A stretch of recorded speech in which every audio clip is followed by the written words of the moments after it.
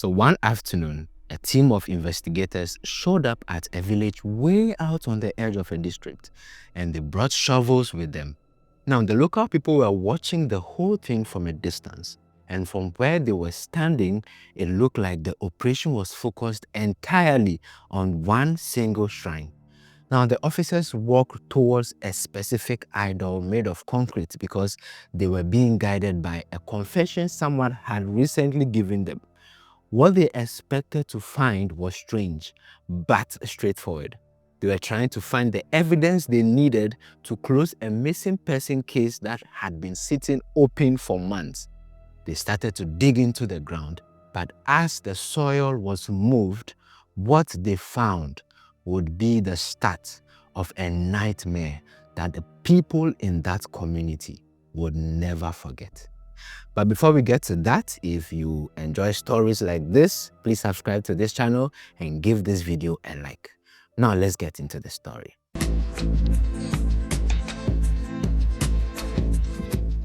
Nelson Anyana was 28 years old and made a living as a mason over in the Volta region, specifically in a town called the Mafi Adidome in the central Tongu district. He lived there with his wife and spent his working days taking on various masonry jobs throughout the district. And leading up to early December 2024, everything seemed very normal for him. He was just balancing his work life and his home life. But there was one dangerous secret his wife didn't know about at the time. Nelson was actually having a serious affair with another woman. Now, on the evening of December 4th, 2024, Nelson got finished with his day and started getting ready to go out for the night. He seemed to be in a very good mood. He was just cheerful. He was preparing to leave the house. And right before he walked away from his place, he ran into one close neighbor and they stopped to have a short conversation. And Nelson wasn't being secretive about where he was going. He told the neighbor straightforward that, look, I am going to visit a friend. Her name is Augustina Fiawoyife. She's 21 years old. And as it turns out, Augustina is the girlfriend that Nelson was seeing secretly. So after he shared his plans with the neighbor, he took off and went straight to meet her. Now, the next morning, which was a Thursday, Nelson's wife woke up and realized that her husband never made it back home last night. And honestly, she wasn't really worried right at first. She was more like annoyed and irritated than anything because she figured that Nelson had just decided to stay out late or maybe spend the night somewhere without bothering to tell her. She went through her morning fully expecting that this guy will walk through the door and then, there'll be some little banter. Where did you go to? I went to this place and all that. But Nelson never showed up. And by the time Thursday turned into Friday and Friday morning turned into Friday night, that irritation she felt changed into real worry. It wasn't just like Nelson to stay away for 2 whole nights without saying a single word to her. So she got really scared and decided she couldn't just sit there and wait for him to appear on his own. So she made the distress call to Nelson's mother, Madam Comfort Hatcher. Now, Comfort was a trader and she lived in Gblorkope, which is in the eastern region, very far from the Volta region. And as soon as she got that call from her daughter-in-law, she tried to reach her son. She dialed Nelson's mobile phone and the call went through at first. Anyways, it was ringing. It started ringing, but nobody picked up. So she waited a little while and tried again. But the result was exactly the same. The phone just rang and rang and rang until the voicemail eventually took over. So for the next 24 hours, Comfort tried to convince herself that, look, maybe Nelson's battery had just died and he didn't have a way to charge his phone since he wasn't home for 2 days, or maybe he and his wife had some kind of argument and were staying away for a bit to let things cool down. But everything changed on December 7th. When Comfort tried calling the number again that day, the phone didn't ring at all. It was dead. The device had either been switched off or the SIM card had finally been removed from the phone. At that point, Comfort's anxiety turned into pure panic. She knew her son's habit, and she knew he was the type of person who always stayed in touch with his family. The total silence was just completely not like Nelson at all. So Comfort couldn't just sit there in Gblorkope anymore. She left the eastern region and traveled all the way to Mafi Adidome in the Volta region so she could lead the search for him herself. And when she finally arrived at Nelson's house, she found his wife in a total state of distress. Comfort started looking through Nelson's things to see if there was any sign that he had actually planned on being gone for a long time. She started looking at his work tools. Since he was missing, he might have gone out scouting for jobs to see if his tools were there, but surprisingly, his tools were all sitting right there exactly where he usually kept them. He hadn't taken a single tool with him. Then she checked his wardrobe and she saw all of his clothes were still there, untouched. There wasn't any sign that he had packed any bag or taken any of his personal stuff you would need if you were traveling for work or if you're moving away for a while. So to Comfort, this was clear evidence that Nelson never intended to be gone for more than a few hours. He had just walked out of the house with his phone and then his clothes, and he was just going out to visit someone, and he was coming back that same day. So as Comfort started talking to people around in the community, she began to find out the truth about Nelson's personal life. And that was when she learned about the relationship he had with Augustina Fiawoyife. She found out that Augustina lived nearby and that Nelson had been seeing her on a regular basis. So while Comfort was moving through the neighborhood, she noticed that people were starting to whisper about Nelson's disappearance, and many of those rumors were pointing towards Augustina and what she had been up to lately. So Comfort decided that no, I have to go and find Augustina. I have to confront her at all costs. I need to question her. So she did her homework and eventually she met the 21-year-old face to face. And during this meeting, Comfort was watching Augustina really closely. I mean, the young woman was extremely calm. She didn't seem bothered or even worried that her boyfriend had been missing for over a week. She kept her composure with a level of confidence that was actually really disturbing to Comfort. And when she asked Augustina where Nelson was, Augustina had a very specific answer ready to go. She admitted that Nelson had indeed come over to her place on the night of December 4th. She told Comfort that they were together for a while, they were having a conversation together, having a good time. But then Nelson had a phone call.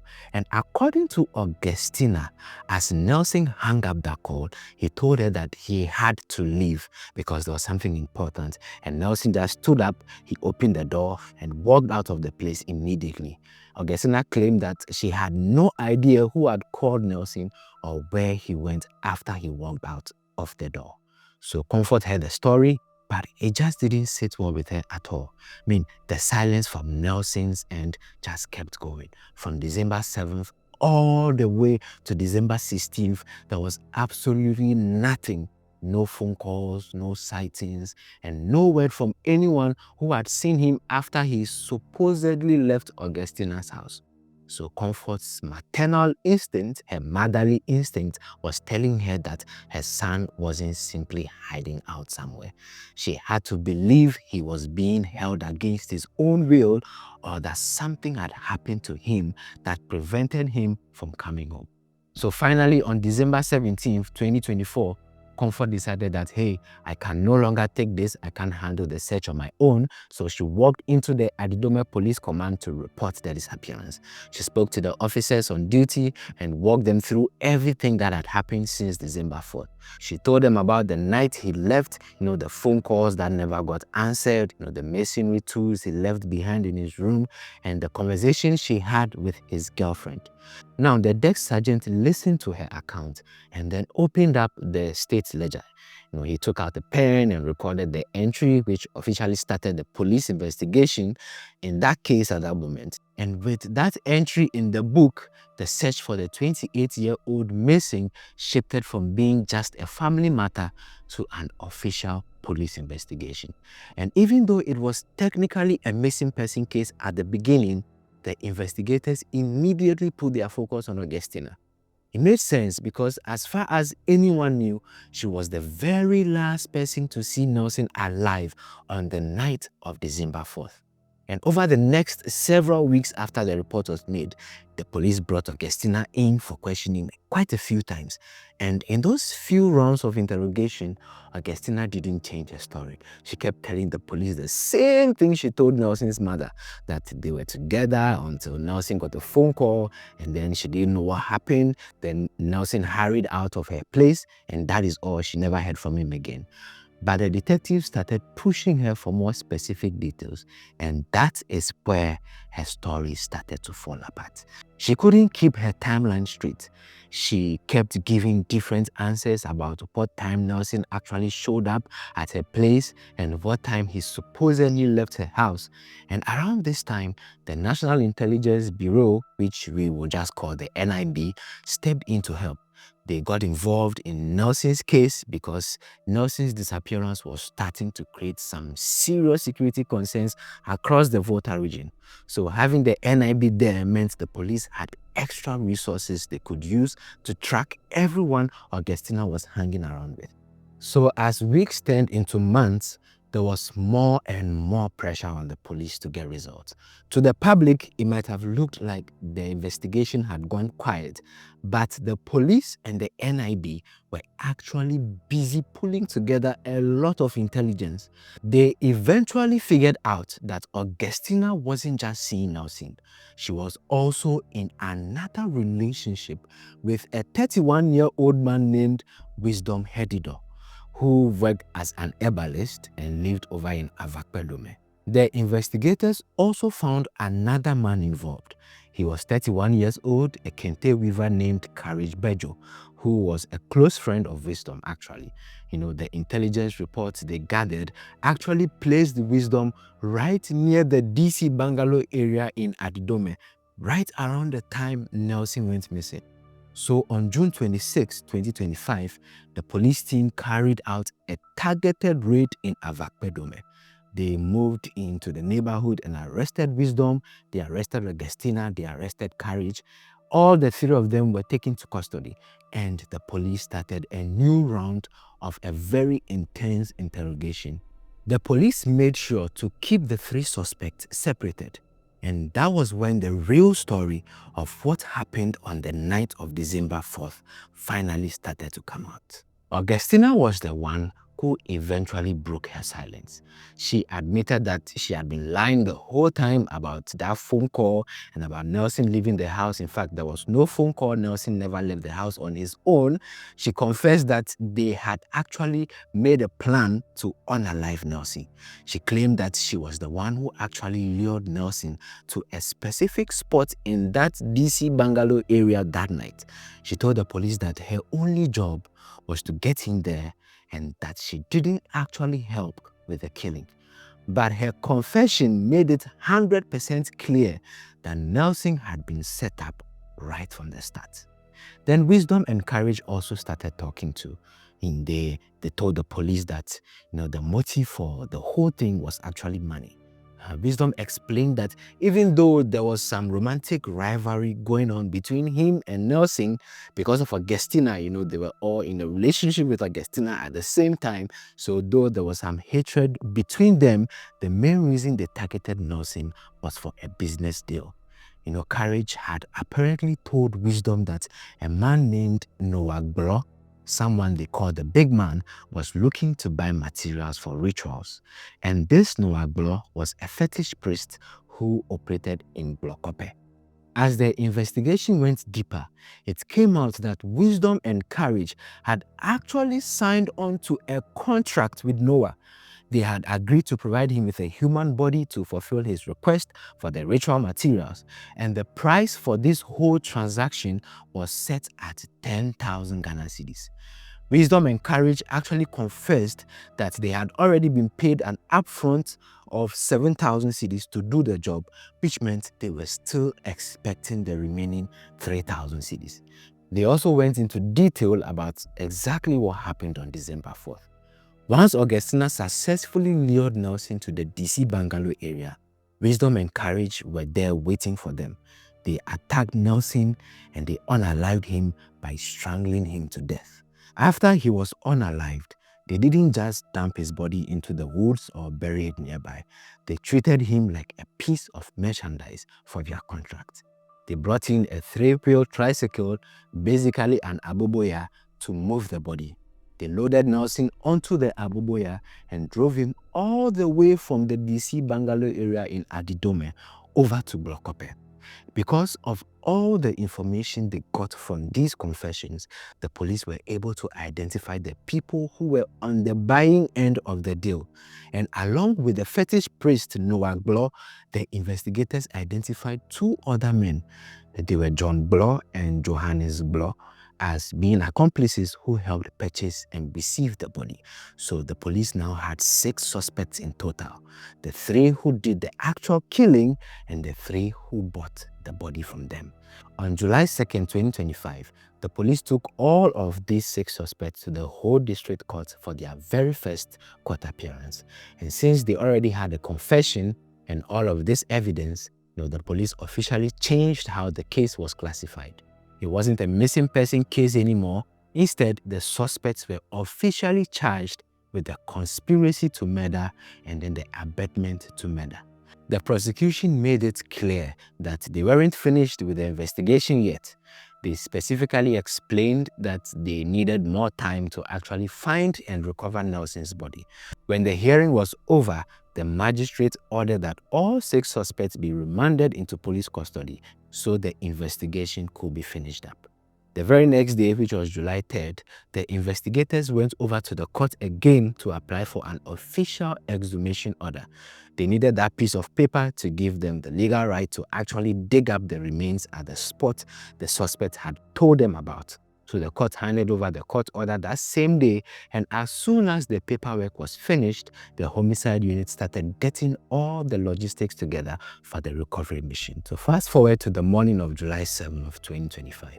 The police pulled the 6 suspects out of their cells, they put them in handcuffs and loaded them into the police vehicles and headed out. So the convoy drove all the way from Ho to Gblorkope, which was the home base for Noah Gblor and the site where he kept his shrine.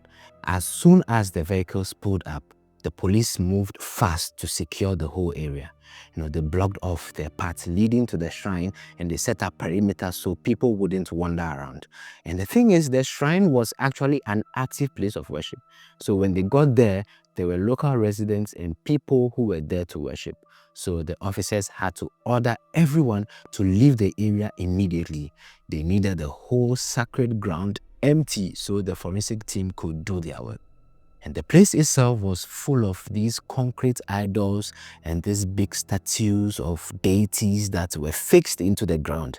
Some of them were standing on a very heavy concrete basis. The police marched all the 6 suspects still in their handcuffs right into the center of the shrine. Now, the lead investigator ordered the suspect to point out exactly where they had put Nelson. So Wisdom, Courage, and the Gblor brothers walked over towards one specific concrete idol. They stopped and they pointed right at the base of that statue and they explained to the officers that they had actually placed Nelson there and then sealed him directly under the concrete structure of that idol. Now, since the body was under the concrete, shovels were not going to do the job. So a few officers took turns swinging heavy sledgehammers against the base of the idol, and when they finally broke through the last layer of the concrete base, the smell of decomposition became very strong. And right there, under the rubble of that first idol, the police found exactly what they were looking for. They uncovered the remains of Nelson Anyana. Even though the body was in advanced state of decomposition, it was clearly the man who had been missing since back in December. And the environmental health officers moved in right away to start their work. They were getting the remains ready to be transported and making sure that the whole site was handled according to the health regulations. But while the team was focusing on Nelson's remains, the lead investigator was standing back, just looking around the rest of the shrine. He started scanning the other statues and the floor of the compound, and he noticed something weird about the ground near a second idol. There was a patch of concrete there that looked different from the older part of the shrine. So he walked closer and realized that the texture and the color of the concrete under this second statue, it matched the concrete they had just broken through to find Nelson. So it looked like a fresh patch that had just been used to seal something else up. So the investigator pointed to that second idol and gave a new order. He told the officers to start digging the ground beneath that statue and also the area of the nearby bush. Only after a few minutes of digging, the shovel hit something hard. So out of curiosity, the officer cleared away more of the dirt to see what was actually there. And as he was moving the dirt, and to everyone's surprise, it was a bone. So as the police officer kept digging carefully at this second location, they exhumed a second totally different set of skeletal human remains, and these were much older than Nelson's. They were mostly just bones actually that had been in the ground for a much longer time. And that discovery really changed the atmosphere of the whole operation. The lead investigator ordered his team to widen the search, so they started digging in several different spots around the shrine and the surrounding areas, and as they excavated further, they found a third set of bones and various other body parts scattered in different locations across the property. The police ended up standing there in the middle of the Gblorkope shrine, surrounded by multiple graves. What had started out as a search for Nelson Anyana had turned into the discovery of a whole graveyard. They realized the shrine was basically being used as a factory for killings, with bodies hidden right under the very idols people were coming there to worship. They needed to go from statue to statue and check the base of every single concrete idol standing on the property. So the officers picked up their sledgehammers again and moved over to the third concrete idol. They started swinging and hitting the base until the concrete cracked and fell apart. And just like they suspected, they found a third set of skeletal remains hidden right under that deity, sealed away where no one could actually see them. The police then moved to a fourth idol and did the exact same thing. So the hammers broke through the cement and they uncovered a fourth set of remains. By the time it got to the late afternoon, the count stood at 4 bodies. One was the fresh remains of Nelson Anyana, and the other 3 were skeletal remains of people who had been dead for a very long time. The Gblor brothers had been using these religious settings as a cover so they could actually buy, kill, and store human remains. As the day was almost over, the officers finished up the work of recovering everything. They placed all the remains, the 4 bodies, and all the various scattered parts into specialized bags. And the police loaded these bags into their vehicles, and under very heavy security, the convoy pulled out of Gblorkope. They drove out of the Volta region and headed straight to Accra, where they delivered the remains to the police hospital mortuary. The forensic experts there needed to begin the long process of analysis to try and figure out who those 3 unknown victims were. So while the suspects were sitting in prison, the police hospital in Accra finished their initial processing of Nelson's remains. And since his identity was already known and the cause of his death had been established through the confessions and the physical evidence at the shrine, the authorities released his body back to the family. People were still struggling to understand how a young man who was just going to see his girlfriend ended up being sealed under a concrete statue. And if you are also struggling to understand the why, then bother no more, because I have another video that will even make you ask more serious questions about the justice system of Ghana and if it really exists and for whom does it apply to. Click on this video you see on the screen to know how the trial of the man who terrorized the entire country of Ghana ended up being a total mess.